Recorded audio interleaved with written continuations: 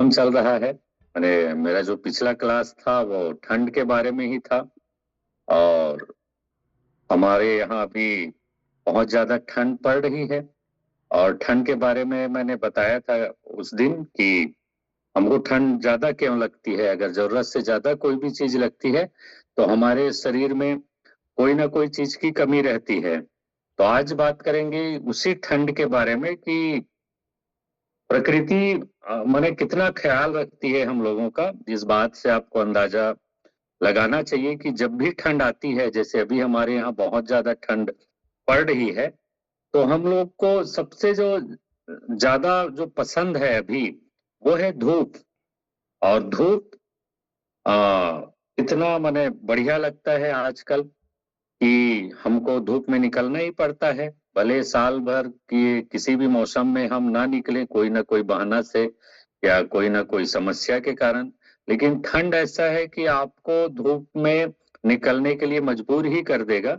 तो कुदरत के लिए या प्रकृति के लिए आप इसका धन्यवाद करिए कि धूप इतनी अच्छी चीज है। उसी के बारे में आज मैं बताने वाला हूँ कि धूप का इम्पोर्टेंस हमारे शरीर में क्या होता है। तो मान के चलिए कि अगर आपको कोई भी प्रॉब्लम है, थकान से लेके मूड स्विंग है, या जोड़ों में दर्द है, या इम्यूनिटी कम है, या फिर हार्मोनल इम्बैलेंस है, या कहीं भी कोई भी दर्द है, या मानसिक बीमारी ही क्यों ना हो, डिप्रेशन, तनाव, एंजाइटी जैसा कोई समस्या आपके शरीर में अगर है, तो आपको पता होना चाहिए इस सब का कारण, इन जितने भी रोग मैंने बताए हैं या जितने भी लाइफ स्टाइल डिजीज हैं, इन सब का कारण एक ही है। और वो इनका इलाज भी एक ही है, और वो है सूर्य की रोशनी। सूर्य की रोशनी में अक्सर जब हम लोग सूर्य की रोशनी की बात करते हैं तो विटामिन डी का ख्याल सबको आ जाता है कि विटामिन डी के लिए ही सूर्य की रोशनी बने जरूरी है। जबकि विटामिन डी सबसे छोटा काम है सूर्य की रोशनी का या सूर्य का। इससे और बहुत बड़े बड़े काम होते हैं जिसके बारे में आज मैं चर्चा करूंगा कि सूर्य की रोशनी आपके जिंदगी के लिए कितना माने इम्पोर्टेंस है। आज मैं कुछ चमत्कारिक विधियों के बारे में बताऊंगा जिससे आप सूर्य की रोशनी ले सकते हैं, या सूर्य के को आप ले सकते हैं। या मान के चलिए कि हम लोग सूर्य न केवल लेते हैं सूर्य की रोशनी को, बल्कि सूर्य के रोशनी को खाते हैं, मान के चलिए। अब ये लेना या खाना किस मैंने 5-6 में तरीके बताऊंगा जिससे आप सूर्य की रोशनी ले सकते हैं और आपको लेना चाहिए। पुराने जमाने में अगर बात करें तो सूर्य की पूजा की जाती थी, या हमारे शास्त्रों में सूर्य को देवता की उपाधि दी गई है, देवता माना जाता है। तो पुराने जमाने से सूर्य के जो पूजन का जो विधि चला आ रहा है या जो नियम चला आ रहा है, तो सूर्य को केवल रोशनी के लिए ही नहीं पूजा जाता बल्कि उसको ऊर्जा का स्रोत माना जाता है। बिना सूर्य के कोई भी माने जीव की उत्पत्ति या जीव की का रहना पृथ्वी में संभव ही नहीं है। और हम पृथ्वीवासी खुशकिस्मत हैं कि सूर्य की रोशनी उतने तापमान में माने पहुंचता है जितने में हम रह सकें। बाकी और कोई ग्रह में जीव की कल्पना नहीं की जा सकती। जैसे हमारे जो निकट बुध और शुक्र है, वहां तापमान इतना ज्यादा है कि जीव का परिकल्पना नहीं किया जा सकता। या हमारे पृथ्वी से दूर अगर मंगल और बृहस्पति ग्रह की बात करें तो वहां ठंड इतना ज्यादा है कि जीव की उत्पत्ति हो नहीं सकती।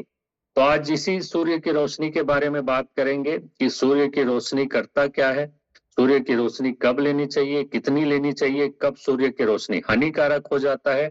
और मुख्यतः आज मैं बात करूंगा कि किन 5 विधियों से हम सूर्य को ले सकते हैं, या सूर्य को जो खाने की मैंने बात की, सूर्य की रोशनी को खाने की बात की, 5 विधि मैं बताऊंगा जिससे आप सूर्य के रोशनी को ले सकते हैं।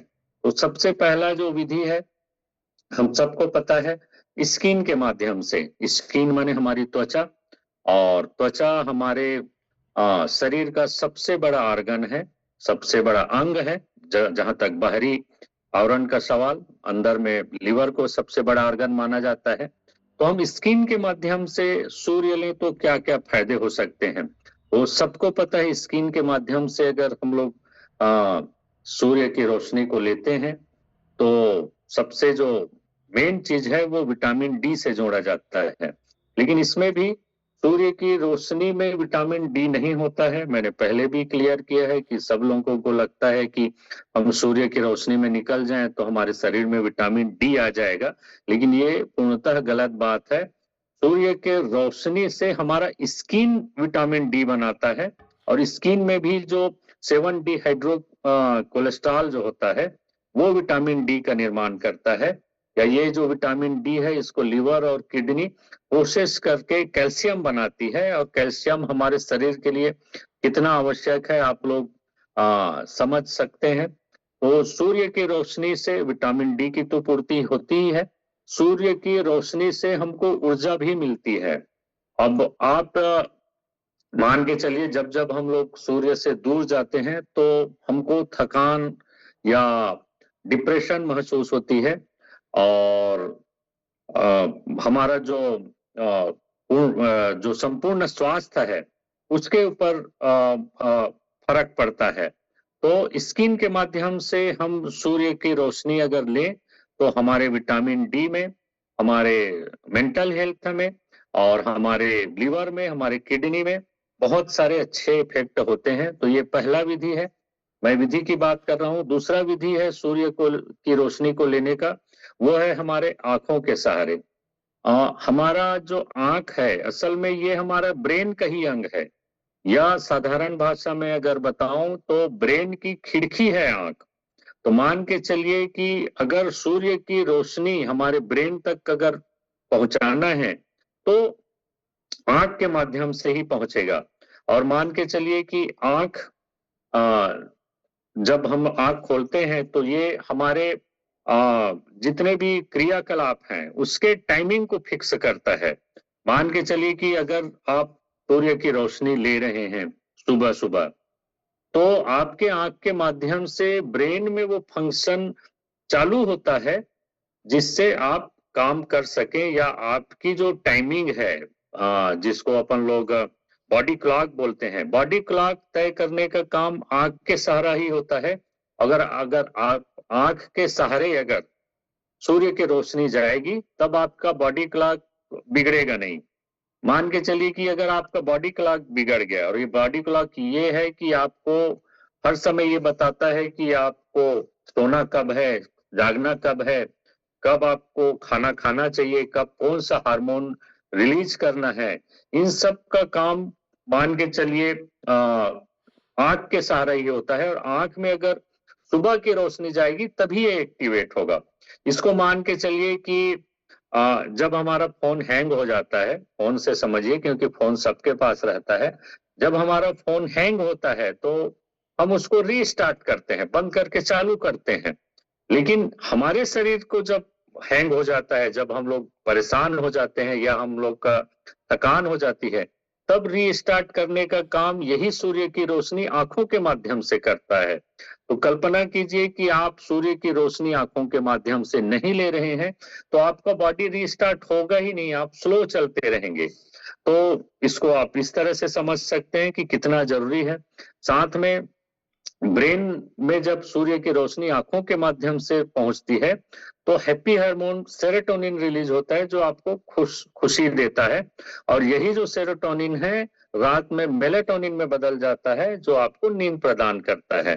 तो ये सेरोटोनिन और मेलेटोनिन तो हमारे क्लास में जितने भी लोग हैं उनको पता है कि सेरोटोनिन क्या है और मेलेटोनिन क्या है। तो ये दूसरा माध्यम हुआ कि हम सूर्य की रोशनी को कैसे ले सकते हैं। तीसरा माध्यम अगर मैं बताना चाहूं तो ये सेल के माध्यम से होता है, सेल्स, जिसको हम लोग उत्तक भी बोलते हैं हिंदी में। और उत्तकों की संख्या इतनी ज्यादा है हमारे शरीर में, 36 ट्रिलियन, और 1 ट्रिलियन माने मान के चलिए एक के बाद 16 अगर जीरो लगा दें तो 1 ट्रिलियन बनता है। तो हमारे शरीर में जो 36 ट्रिलियन जो सेल्स हैं उसको मान के चलिए प्रकृति ने या वैज्ञानिकों ने ये बोला है कि ये हमारे शरीर का पावर हाउस है। और हर माने अंग का एक अलग सेल्स होता है, जैसे लिवर का अलग सेल होगा, ब्लड का अलग सेल होगा, किडनी का अलग सेल होगा। तो ये जो सेल्स हैं ये हमारे अंगों का पावर हाउस माना गया है। पुस्तकों में हमने बहुत पहले पढ़ा है कि जो सेल्स होते हैं जिसको माइटोकॉन्ड्रिया के नाम से अपन लोग जानते हैं, वो हमारे ऑर्गन्स का माने पावर हाउस है। लेकिन ये पावर हाउस काम कैसे करेगा? ये पावर हाउस भी काम करेगा सूर्य की रोशनी से। तो सेल्स के माध्यम से अगर हम लोग सूर्य की रोशनी लें तो हमारे जितने भी ऊतक हैं, जितने भी अंग हैं, उनको ऊर्जा देने के लिए या ऊर्जा बनाने के लिए सूर्य की माने रोशनी की जरूरत पड़ती है। और इसमें एक फार्मूला भी आता है कि सूर्य की रोशनी प्लस ऑक्सीजन प्लस व्यायाम, ये तीनों मिलके हमको ऊर्जा प्रदान करते हैं। तो हम लोग व्यायाम तो कर लेते हैं और ऑक्सीजन भी ले लेते हैं, लेकिन सूर्य की रोशनी का इंतजाम नहीं कर पाते हैं, तो वो अधूरा रह जाता है, ऊर्जा की कमी रह जाती है। तो आपने अनुभव किया होगा या एक प्रयोग करके आप लोग देखिए कि एक आध दिन आप सूर्य के रोशनी से बिल्कुल दूर रहिए, जैसा कि हम लोग कर ही रहे हैं, तो इसमें प्रयोग की बात ही नहीं है। तो आप एक आध दिन ऐसा इसका उल्टा कीजिए कि आप 10 से 20 मिनट सुबह की माने सूर्य की रोशनी लीजिए, अपने सेल्स को सूर्य की रोशनी दीजिए और उसके बाद का फर्क देखेंगे तो आपको बहुत ही एनर्जेटिक फील होगा। तो ये तीसरा विधि है। चौथा विधि मान के चलिए ब्रेन से संबंधित है। ब्रेन के सहारे भी आप सूर्य की रोशनी ले सकते हैं और ब्रेन में अगर सूर्य की रोशनी जा रही है तो जितने भी हैप्पी हार्मोन हैं, जो 4 प्रकार के हैप्पी हार्मोन हैं, सेरोटोनिन, डोपामाइन, ऑक्सीटोसिन, एंडोर्फिन और एक दो और छोटे छोटे जो हैप्पी हार्मोन हैं, वो रिलीज करने में सूर्य की रोशनी ही सहायक है। अगर आप सूर्य की रोशनी में एक्सपोज नहीं होते हैं या आपके ब्रेन के सहारे सूर्य की रोशनी नहीं जाती है, तो ये हैप्पी हार्मोन आपके रिलीज ही नहीं होंगे और इसके परिणाम स्वरूप आपको मानसिक तनाव या मानसिक विकार हो सकते हैं। जैसे हम लोग कभी सोचते भी नहीं है कि हमारी जो मानसिक विकार है जो अभी चल रहा है, जैसे बहुत लोगों को डिप्रेशन है, बहुत लोगों को एंजाइटी है, तनाव है, चिंता है, स्ट्रेस है, इन सब के पीछे का कारण हम लोग जानते ही नहीं है, जबकि इनके पीछे का कारण सूर्य के रोशनी का अभाव ही है, जो आपके हैप्पी हार्मोन को रिलीज ही नहीं करवा रहा है। तो आप मान के चलिए अगर किसी भी को मानसिक विकार है, बल्कि मेडिकल साइंस में भी एक ब्रेन ब्राइट लाइट थेरेपी का इस्तेमाल किया जाता है। जब आप लोग मानसिक विकार वाले डॉक्टरों के पास जाएंगे, साइकेट्रिस्ट के पास अगर जाएंगे, तो इसके बारे में बताएगा कि ब्राइट लाइट थेरेपी भी होती है, जिससे सूर्य में एक्सपोज किया जाता है मानसिक विकार से पीड़ित लोग को और उससे उसका इलाज किया जाता है। तो मान के चलिए कि मानसिक बीमारियों का कारण भी हमारा सूर्य के रोशनी का अभाव ही है। पांचवा जो विधि है जिससे आप सूर्य की रोशनी ले सकते हैं, वो आध्यात्मिकता से संबंधित है। इसको आप स्पिरिचुअल एंगल दे सकते हैं। जब भी हम लोग सूर्य की रोशनी में ध्यान करते हैं या पूजा करते हैं या मेडिटेशन करते हैं, तो उसमें वाइब्रेशन ज्यादा मिलता है, एनर्जी ज्यादा आती है। जैसे आप एक और प्रयोग करके देखिएगा कि अगर बंद कमरे में जहां सूर्य की रोशनी नहीं आ रही है, वहां अगर आप ध्यान करें और ऐसी जगह ध्यान करें जहां सूर्य की रोशनी आ रही है, तो आपको दोनों में अंतर पता चलेगा कि दोनों में कितना अंतर है। सूर्य की रोशनी अगर आपके एनर्जी के माध्यम से, अध्यात्म के माध्यम से अंदर जा रहा है, तो मान के चलिए वो आपको बहुत ही सुकून देने वाला है। तो मान के चलिए कि माने सूर्य की रोशनी इन 5 विधियों से आप ले सकते हैं, लेकिन इसमें भी अंतर है। अब सुबह माने सूर्य की रोशनी भी ले सकते हैं, शाम को भी ले सकते हैं, तो दोनों में क्या अंतर है? तो दोनों में भी एक बहुत बड़ा अंतर है कि अगर हम लोग सुबह सूर्य की रोशनी लेते हैं 10 से 20 मिनट, तो आपके एनर्जी को बढ़ाएगा। जबकि अगर हम लोग शाम को अगर लेते हैं, तो वो फेमिनाइन एनर्जी माने मान के चलिए शांति और सुकून के लिए आवश्यक है। दोनों में अंतर है। अगर सुबह 10 मिनट आप लेते हैं और कब मैंने लेना चाहिए कब नहीं लेना चाहिए मैं थोड़ी देर में बताऊंगा। तो सुबह अगर लेते हैं तो वो एनर्जी का काम करेगा, और अगर शाम को लेते हैं तो आपके शांति, सुकून और संतुष्टि के लिए काम करेगा, और दोनों मिलकर बैलेंस स्थापित करेंगे। मान के चलिए एक जापान में एक शब्द है यिन यांग बैलेंस, जिसको हम लोग अगर हिंदी में बोले तो शिव और शक्ति वाला बैलेंस। और मस्कुलाइन और फेमिनाइन भी एक शब्द यूज होता है, उससे भी आप इसकी तुलना कर सकते हैं। तो इन सब विधियों से आप ले सकते हैं, लेकिन अब बड़ा सवाल ये आता है कि बहुत से लोगों को माने मालूम नहीं रहता कि कौन सा समय सबसे बेस्ट रहता है सूर्य की रोशनी लेने का, या सुबह का या शाम का, या कितना लेना चाहिए या कब नहीं लेना चाहिए। इन सब के बारे में भी मैं थोड़ी सी बात बता देता हूं कि कौन सा समय सबसे बेस्ट माना गया है मेडिकल साइंस के आधार पर। तो सूर्योदय से 30 से 60 मिनट के अंदर अगर आप सूर्य की रोशनी लेते हैं तो आपके लिए बहुत ज्यादा फायदे करेगा। सूर्योदय से 30 से 60 मिनट पहले सुबह वाली। अगर आपको शाम को सनलाइट लेना है या शाम को सूर्य की रोशनी लेना है तो सूर्यास्त से आधा घंटा पहले अगर आप लें तो आपको फायदेमंद करेगा।